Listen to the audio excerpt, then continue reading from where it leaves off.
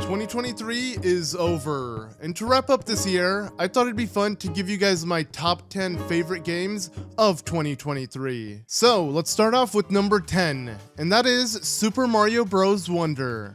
Super Mario Bros. Wonder exceeded my expectations, as I'm not a huge fan of the 2D Mario platformers, but this game felt like a breath of fresh air. It brought new life to such an old school style of gameplay.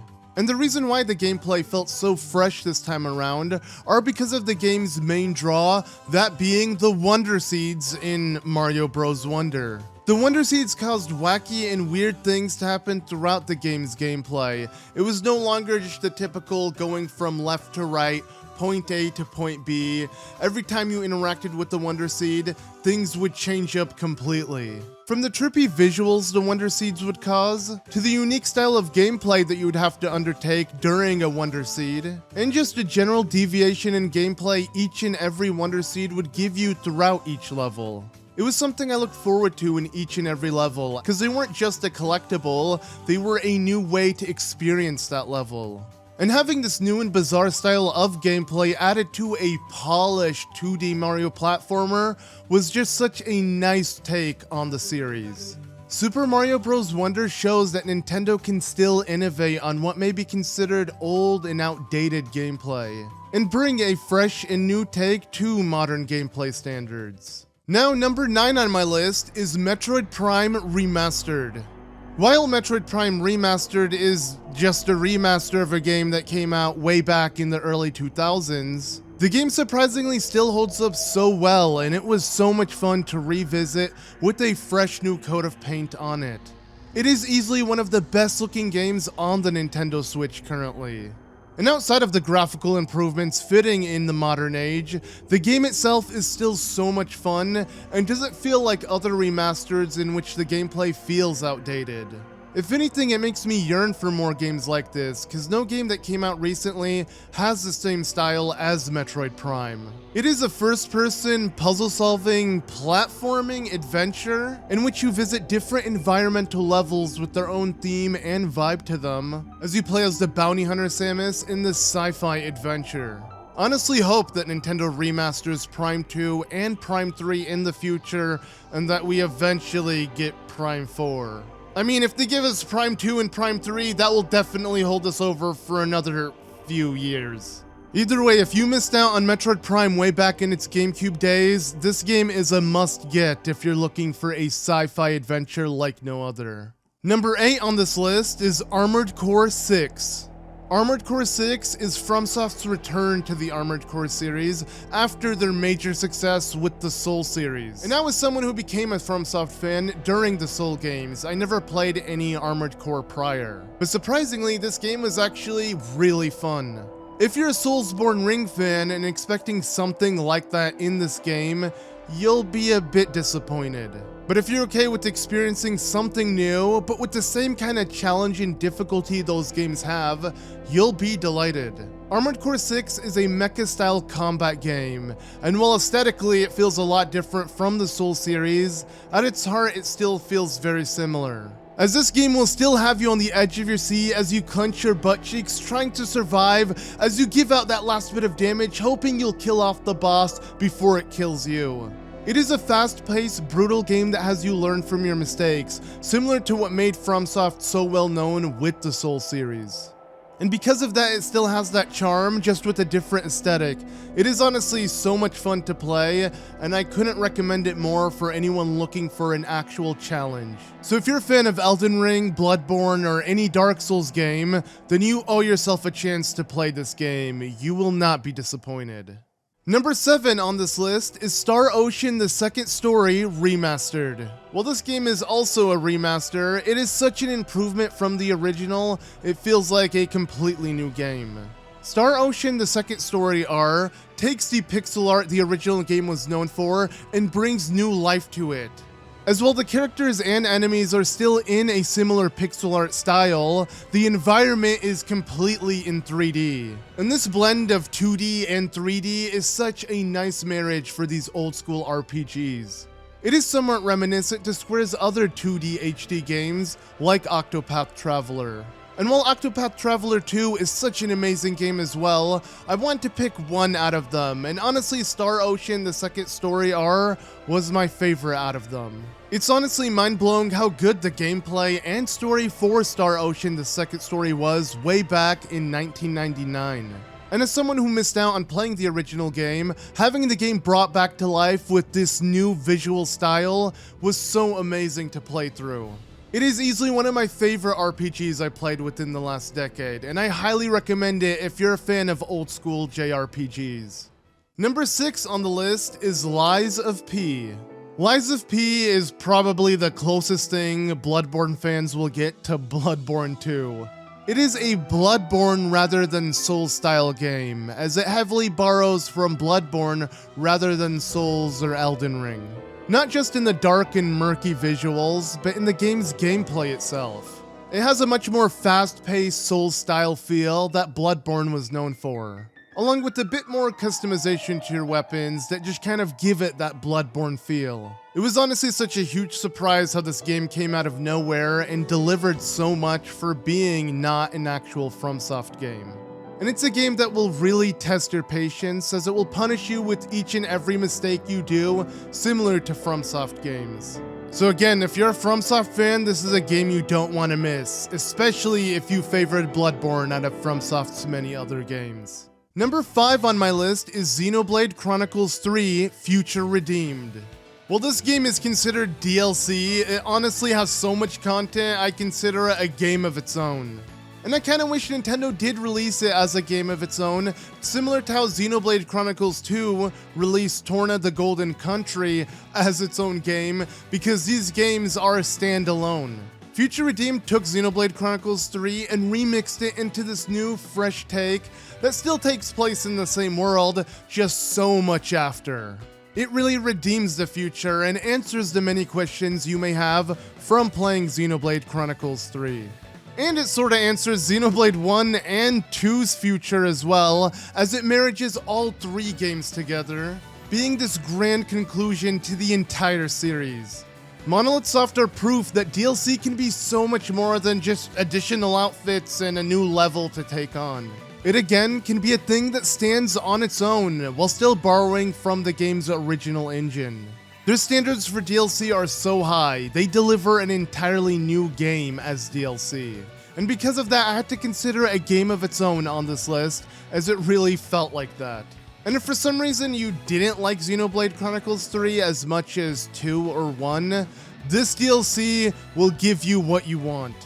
So honestly, I can recommend a Justice DLC over many full-on games. Number 4 on my list is Resident Evil 4. And while Resident Evil 4 is a remake of an older game, it is such a good remake, it feels like an entirely new game.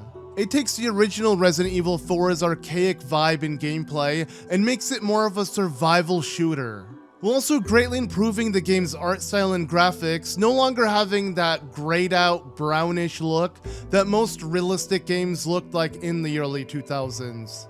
It really cranks up that dark, survival horror feeling that Resident Evil is known for and applies it to Resident Evil 4, which was really lacking in the original game. And while some people may not like that change, I personally like it, as it made the game far more enjoyable for me. Not just aesthetically, but the gameplay itself. I far preferred this new direction Resident Evil is going for. And while it isn't a one-to-one remake of the original, the improvements and changes they do are for the most part better. There are so many quality of life changes that make me prefer this game so much more than the original. It is easily my favorite Resident Evil within the franchise, and I highly recommend it for those who want a survival horror game that can also be pretty badass. Number 3 on my list is Final Fantasy XVI. Final Fantasy XVI is a huge departure from the rest of the franchise, but in a good way. Unlike Final Fantasy XV, which was also a huge departure from the franchise, but in a bad way. Final Fantasy XVI really changes up the formula, from having the combat be more of a hack and slash style gameplay, causing you to mash the button so much with each and every boss you take on, to really doubling down on the story being the main driving force for the game. It is a game that you're probably going to be watching more than playing. But that isn't a bad thing because the story is so good. From the first hour, you'll be hooked. It has so many plot twists with such a dark and serious story that's gonna keep you on the edge of your seat wanting to know what happens next.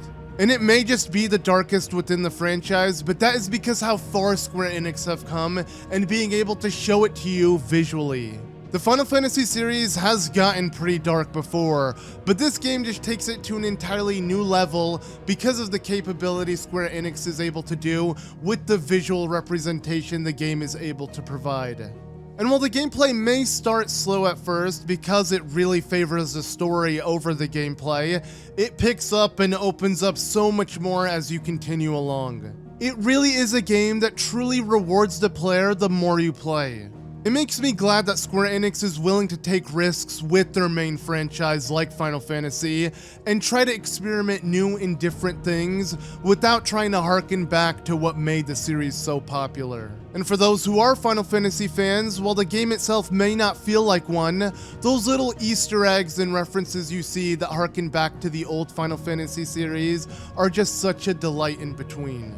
To me, it really is a step in the right direction for the Final Fantasy series, at least when compared to Final Fantasy 15, which was a step in the wrong direction.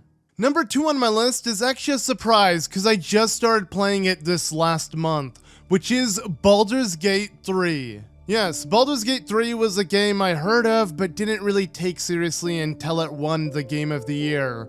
But because of that, it caused me to play it as it outdid Tears of the Kingdom, so I wanted to see what the hype was all about. And boy did I quickly understand what it was about, cause this game is absolutely amazing. It is surreal how many choices and decisions you can make throughout the game, and each one results in a completely different outcome. Every single playthrough will be completely different, even if you try to replicate your previous playthrough. I'm still on my first playthrough as I'm playing it on the channel, but boy am I having way too much fun with it. I completely understand why it beat Tears of the Kingdom, and in my eyes, it kinda deserved it. Even if you're not a fan of Dungeons & Dragons, as I'm not, this game is such a good RPG that it will hook you in so quickly.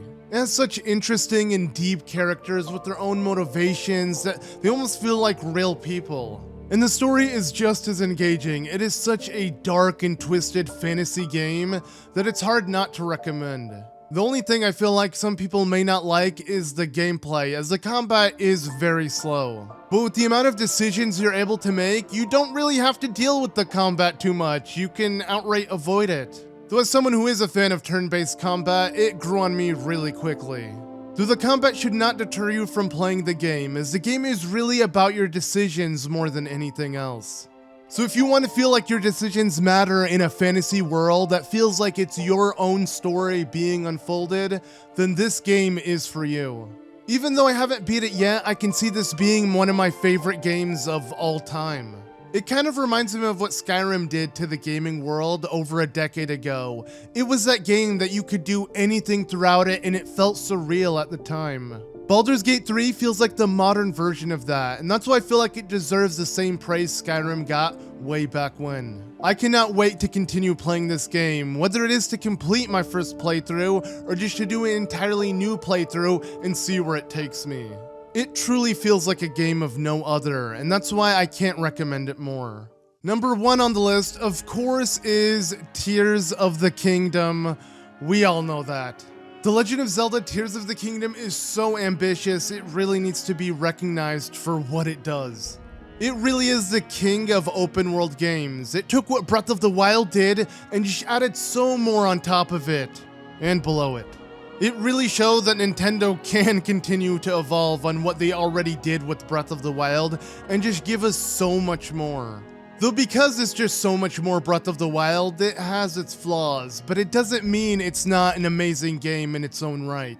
I mean, if you're someone who never played Breath of the Wild or haven't played it in a couple of years, this game will feel so amazing and fresh to you. Though for players like me who played Breath of the Wild non-stop since release until Tears of the Kingdom's release, the game didn't feel as fresh coming into it because I played Breath of the Wild for thousands of hours. So I feel like it kind of jaded my opinion towards the game, as I imagine if I hadn't played Breath of the Wild nearly as much, if at all, I would be completely blown away by Tears of the Kingdom. As even having played Breath of the Wild for so much, and now Tears of the Kingdom, I still find it such an ambitious and amazingly put together game. It's just so polished for how massive of a game it is, and it truly needs to be admired for that.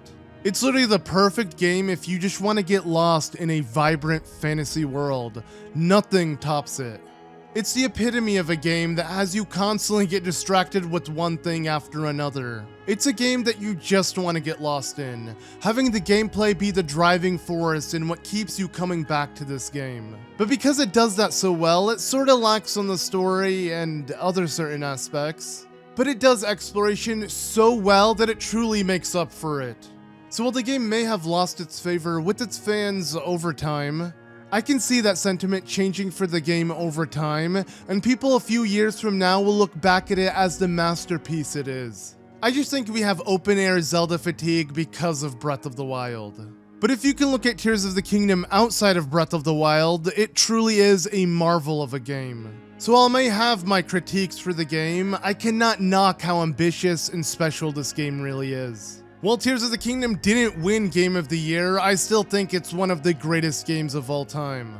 So even though I find myself enjoying many other games outside of Tears of the Kingdom, I still think it's the greatest game of this year. But who knows, maybe when I beat Baldurs Gate 3, that opinion may change. Only time will tell. Anyways, that does it for my list of my top 10 favorite games of 2023. But please let me know what your top 10 games are in the comments below. And while I did miss a lot of games, these are the games that I've played. There definitely are a bunch of other games that may deserve to be on this list, and maybe if I play them eventually, I'll rank them higher than other games I put on this list. But these are the games that I've played in 2023, and these happen to be my favorite. Anyways, I thought this video would be a fun way to look back at 2023 and wrap it all up, as this year flew by. And while I haven't been making many videos throughout 2023, I've uploaded more videos in the last 3 months than I did in the last 3 years. So I'm just glad to be back, and I plan to be back all of 2024 and to be just as consistent as I have recently been throughout the entirety of next year. So I really hope you guys are excited for this new era of the channel. There's going to be a lot of changes happening real soon, along with many different games and different style videos on this channel and other channels. So overall, I hope you're looking forward to spending 2024 with me, as I have big things planned. Anyways, I really hope you guys have a great new year and things are looking bright for the year to come. But as always, thank you all so much for watching. I've been ZM, and I'll see you all next year.